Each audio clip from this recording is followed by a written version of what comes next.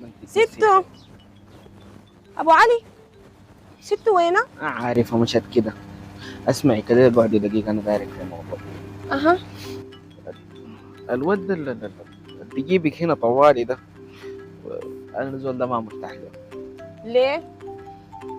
آه، كده يعني الزول ده ما انا راجل وبعرف الرجال كويس، يعني الزول ده لعبنجي ومقطع بعدين ما كده يعني. ليه؟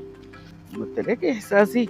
ابو علي، انت لو عندك احساس كان عرستها، ولو عندك احساس ما كان شلت لك من بيت قروش عشان تطلع. فعليك الله، حكايه الاحساس دي خليها لي على جنب.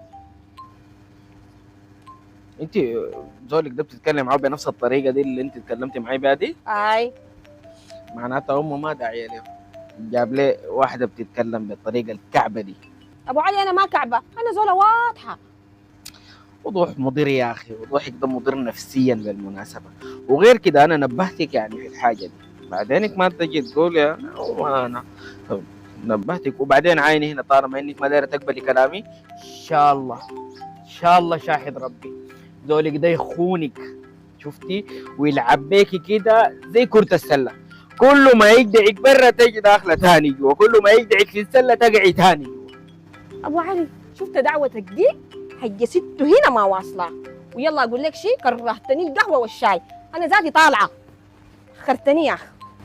بكرة تجيني تبكي لسه الحالة اللي ستو ذاتها. ستو